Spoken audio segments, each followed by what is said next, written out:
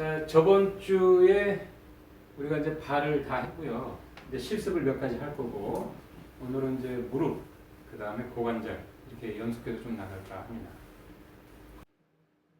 발에서는 이런 여러 가지 움직임이 있다고 얘기했었죠, 그죠?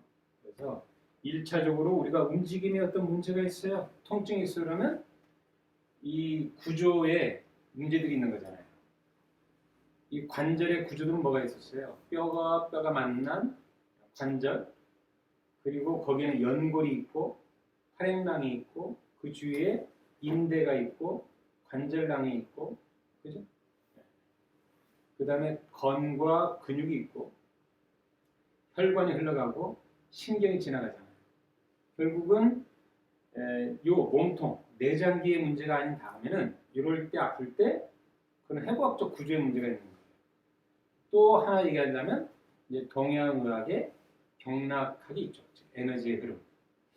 근데 병원에 갔더니 해부학적 구조로 아무 문제가 없어요. 신경계도 문제가 없어요. 경락의 흐름에도 문제가 없어요.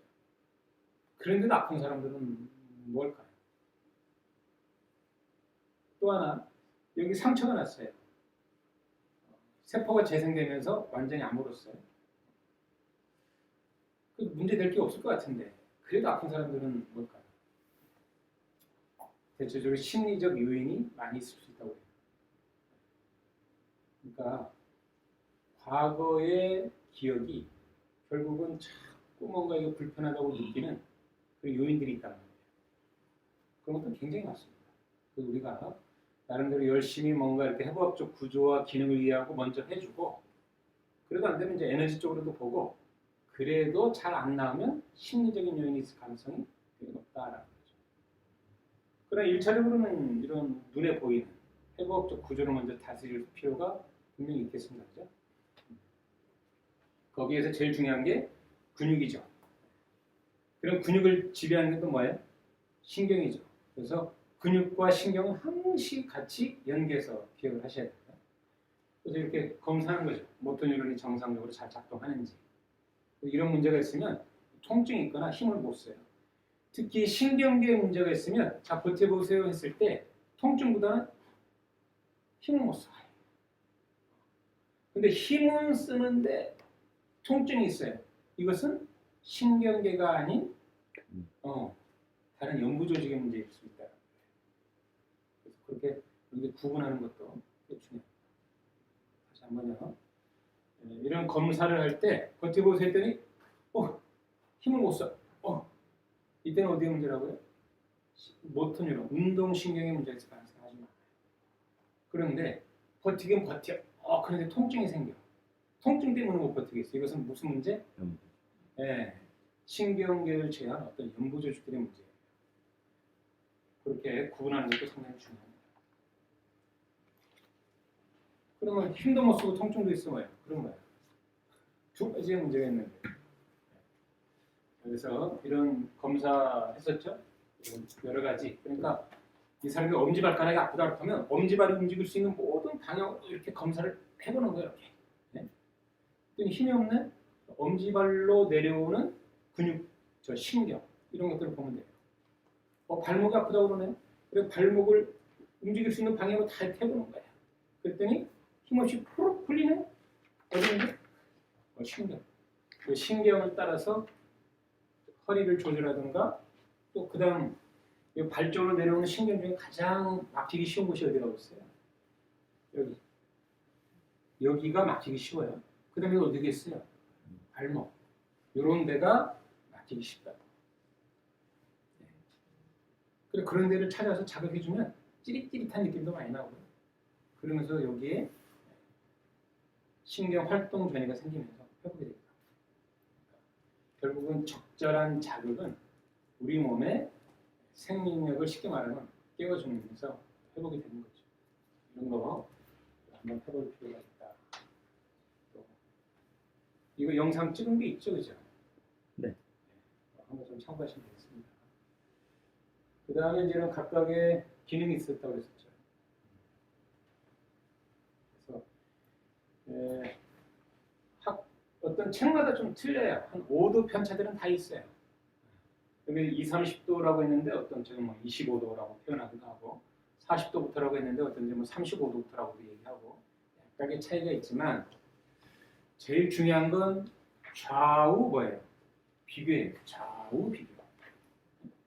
좌우를 비교했을 때 여기보다는 각도가 안 나오지만 통증도 없고 양쪽 다 똑같아요.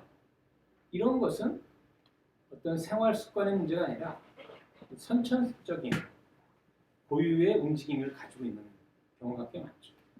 근데 좌우 편차가 있네요. 좌우 편차가. 그러면 그것은 어떤 생활 습관의 문제가 있을 가능성이 큰 거죠. 그리고 좌우 불균형은 곧 우리 몸의 모든 문제를 유발할 수 있는 요인이 되는 거예요. 그럼 어디를 해주면 돼요? 뭔가 움직이는 불편한 거, 통증 있는 거, 그거를 해결하는데 누구랑 비교하는 거예요? 정상적인 것과 상호 비교를 해서 이런 문제가 더 있구나 우리가 판단하는 거죠. 거기에 맞춰서 그 부분을 우리가 이제 치료해 주면 돼요. 이런 각도, 족배울고 20도, 30도 이 안에서 통증 없고 잘 움직이면 그 족쪽 울고 40에서 40, 50도 이런 거. 이 안에서 역시 통증 없고 잘 움직이면 그 다음에 이거 뭐야? 발바닥이 바깥쪽을 향하는 거 외관 10도. 그 다음에 발바닥이 안쪽으로 이렇게 벌어지는 거 4번 20도 정도.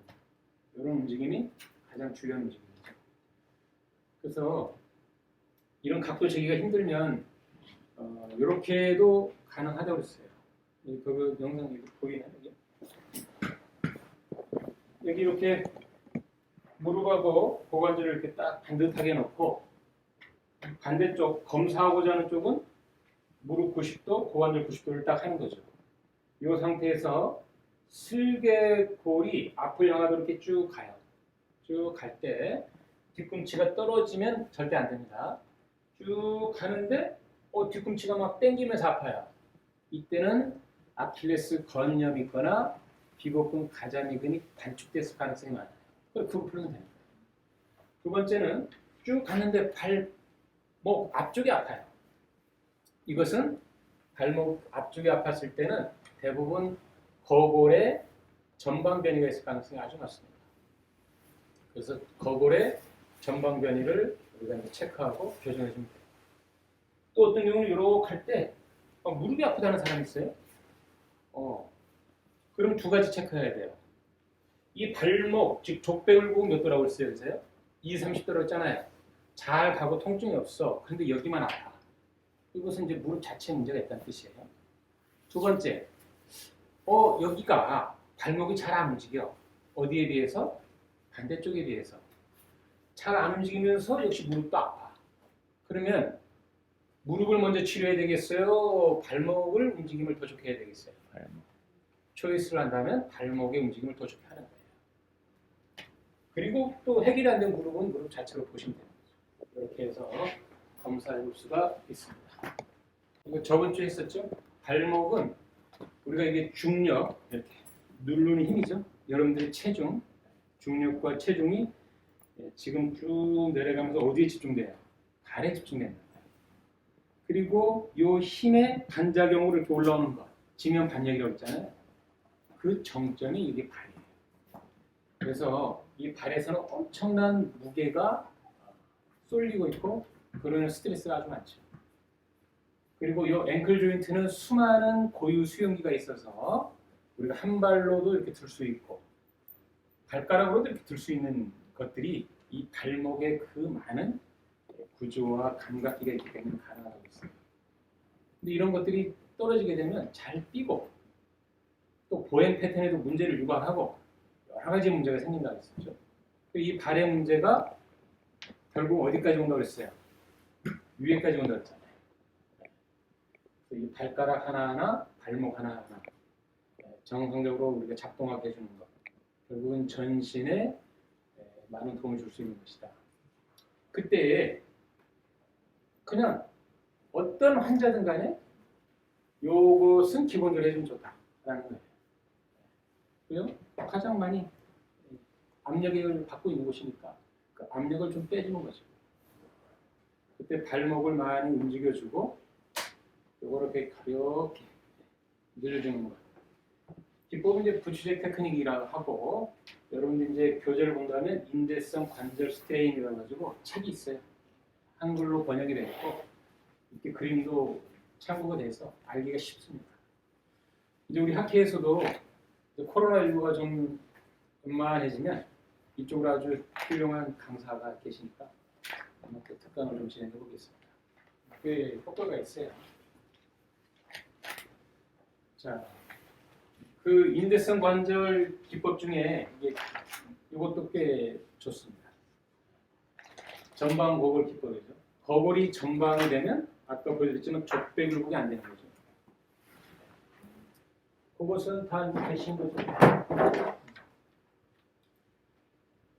여기 거골이잖아요. 탈루스. 이게 앞으로 빠지면 이렇게 삐쭉 튀어나오니까 이게 안 가는 거예요. 그래서 이런 분들 일상 속에서 어떤 거에 많은 스트레스 받을까요? 족배 굴곡하는 게 스트레스 많이 받아요. 이렇게 쭈그리고 앉는 것이 불편할 수도 있고, 계단 올라가는 게 불편할 수도 있고, 산을 올라가는 게 불편할 수도 있고 그런 거예요. 그러니까 나는 올라가는 게 뭔지 모르고 힘들어. 그러면 족배 굴곡에 제한이 있을 가능성이 많아요. 그래서 그럴 때 우리가 해볼 수 있는 거죠. 여기서 방법은 요 종고를 단단한 바닥에다가 딱 놓고 너무 푹신하면 안 됩니다. 그 상태에서 우리는 이게 경골과 비골을 딱 잡고 수직으로 쭉 누르는 거예요. 어떻게 누르냐면 세게 누르는 게 아니라 천천히 우리가 압을 가하면서 몸이 허용하는 만큼만 움직여주는 거예요. 너무 세게 하면 이게 오히려 역효과가 납니다. 이 기법은 원리를 저번에 말씀드렸지만 모든 관절은 뭐가 붙어 있어요? 인대가 붙어 있어요. 인대의 주요 기능은 뭐라고 했어요?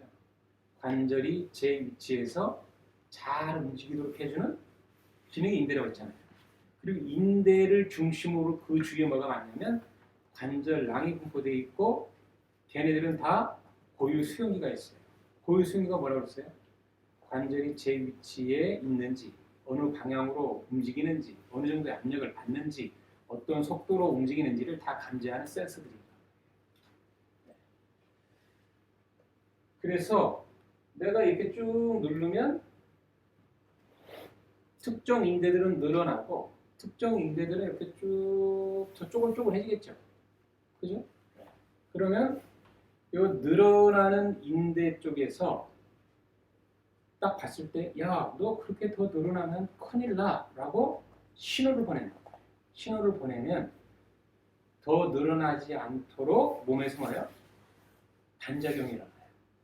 다시 원래대로 돌아오려는 힘이 생긴다. 그것을 우리가 몸에다가 일어나도록 해주는 거예요. 근데 너무 세게 하면 오히려 그런 힘이 일어나지 않아요. 그래서 이런 기법은 어떻게 한다고요? 천천히 눌러가면서 몸이 허용하는 만큼만 들어가는 거예요. 가다가 뭔가 정점이 느껴지겠죠. 엔드필이 느껴지는데 끝점이 딱 느껴지면 그대로 유지하는 거예요. 계속 유지하다 보면 어떤 현상이 일어난다고 했어요? 네. 계속 있다 보면 이 정보가 이렇게 간다고 했잖아요. 야, 너 분리가면 큰일 나.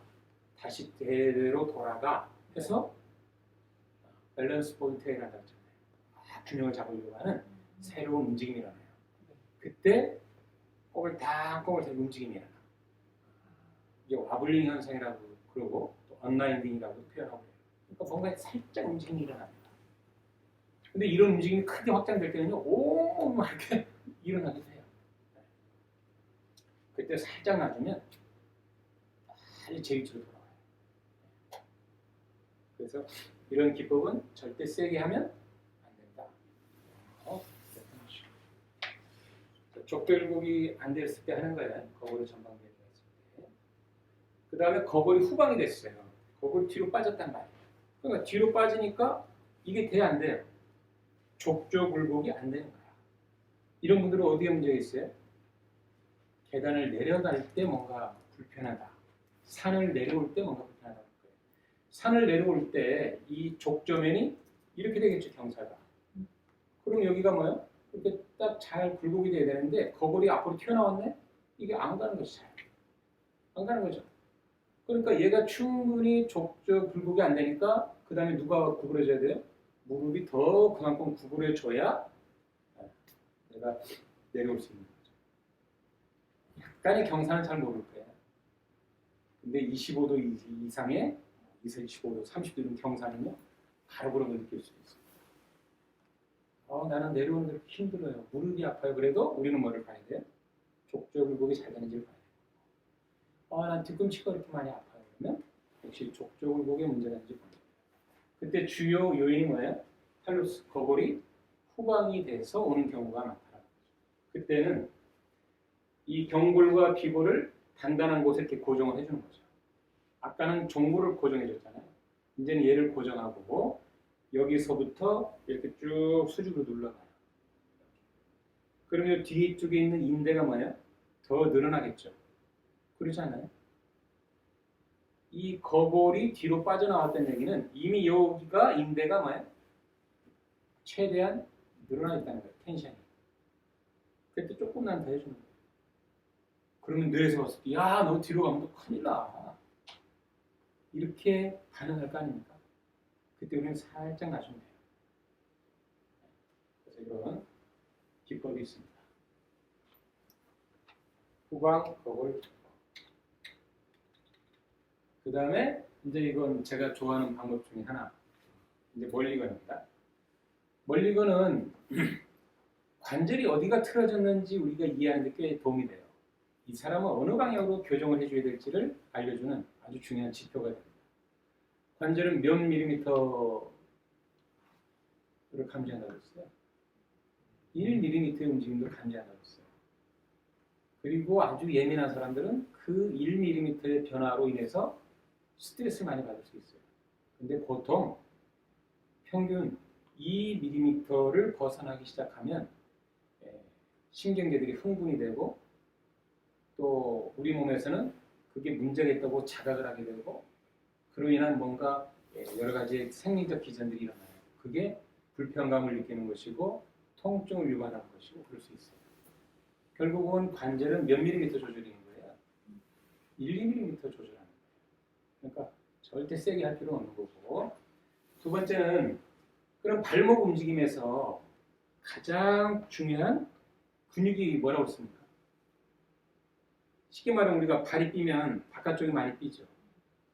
이렇게는요 안 삐어요. 왜 그럴까요? 구조가 그래요. 이 경골과 비골이 있는데 비골이 상대적으로 좀 더 길죠. 길다 보니까 이렇게 외번이 되려고 해도 얘가 걸려서 안 돼. 그러니까 이렇게는 안 빼요. 근데 이쪽은 뭐예요? 이 공간이 얘보다는 더 위에 있기 때문에 이 움직임이 더 좋아요. 이해되시죠? 그리고 우리가 보행을 할 때도 마찬가지예요. 보행을 할 때 이쪽 한 발을 뒤에 들어서 걸으면 안쪽으로 오지 않죠. 왜요? 딱 중심을 나눴을 때 이쪽 무게가 온전히 어디로 가야 돼요? 이쪽으로 쏠려야 되잖아요. 이쪽으로 가면 휙 넘어지게. 그러니까 지지 한쪽으로 이 체중도 같이 가요. 그럼 발은 어디 쪽으로 빠지겠어요? 힘이 어디로 가겠어요? 바깥쪽으로 자꾸 가죠. 그러니까 나도 모르게 이런 느낌이 잘 생기는 거예요. 근데 이렇게 가지 못하도록 조절해주는 근육이 뭐라고 했어요? 비골근, 삼비골근. 그래서 많은 근육들 중에 비골근하고 요 삼비골근이 이 발목의 안정성을 제공하는 아주 중요한 근육이었잖아요. 그래서 이쪽 비골근을 잘 검사하고 문제 있으면 걔를 반드시 풀어줘야 됩니다. 따라서 비골은 어디에 붙어 있는 거예요? 결국 이 비골근은 이 비골에 붙어 있는 거죠. 비골근은 비골에 붙어 있어요. 그러면 이 비골이 서블락세이션이 되는 거죠. 즉 이렇게 틀어지면 그쪽에 붙어 있는 근육의 기능도 뭐야? 온전히 작동을 못해요. 그래서 발목에서는 이 비골근과 비골의 조정이 굉장히 중요하다. 이해됩니까? 그럼 비골은 여기서 보자고요. 이 비골은 제일 위에서는 뒤로 그리고 위로 빠져요.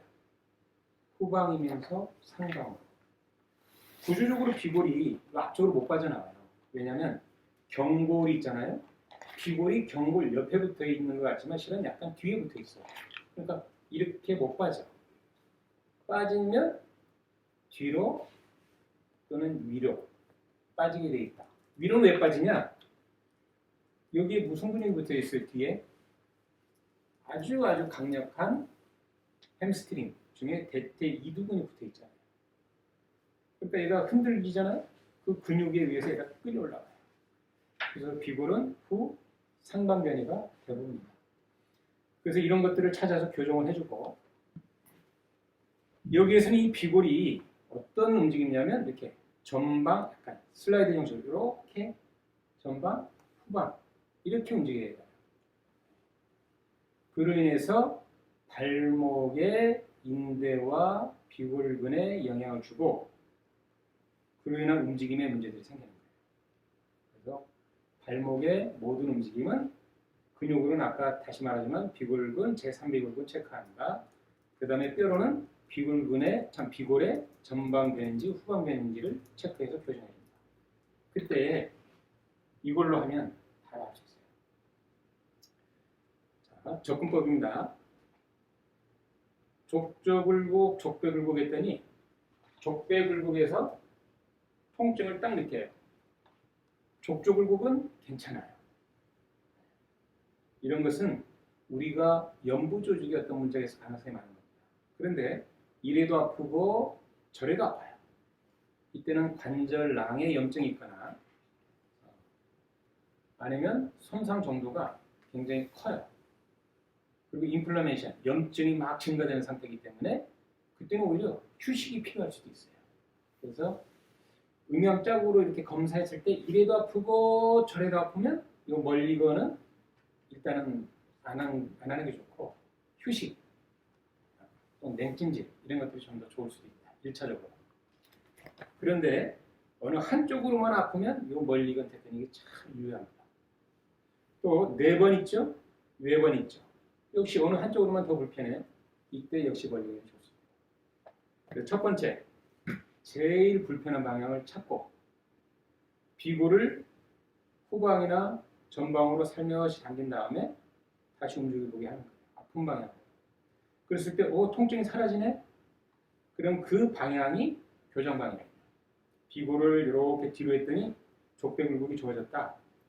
그럼 비골을 뒤로 계속 밀어주는 테크닉을 하는 거죠. 우리가 교정을 해도 비골을 후방으로 딱 교정하는 거죠. 네. 그때 멀리건은 그런 강한 스러스트보다 교정 방향으로 딱 눌러주고요. 자가 운동시키는 거예요. 능동적으로. 계속 움직이다 보면 그래서 자가 운동 계속 시키는 거예요. 확대? 네. 얼굴을 확대하지 말고요. 네. 계속 이렇게 움직이게 하는 거예요. 그때 너무 많이 해도 문제가 있어요? 없어요? 있어요. 적절한 운동량이 필요한 건데 보통 여기서는 6회에서 10회 정도를 하게 해요. 1세트에. 그리고 나서 다시 한번 살짝 움직여보세요 했더니 괜찮다고 그러네? 오케이. 그러면 점점과 같이 해서 역시 6회에서 10회. 잠깐 쉬었다가 또 6회에서 10회. 이렇게 해서 보통 한 3세트를 해주는 거예요. 그리고 비골을 이렇게 후방으로 했을 때 좋아졌으니까 테이핑을 비골을 앞에서 붙여서 이렇게 쭉 뒤로 끌고 가는 느낌으로 이렇게 해주는 거예요. 네. 방향성이 중요합니다. 그러면 서서히 움직이면 움직일수록 얘가 회복이 되는 거죠. 그래서 이게 역시 멀리건의 정형 도수 치료한 책이 있어요. 이런 걸 보시고 여러분들이 임상에 적용하면 꽤 재밌습니다. 발목은 이런 정도면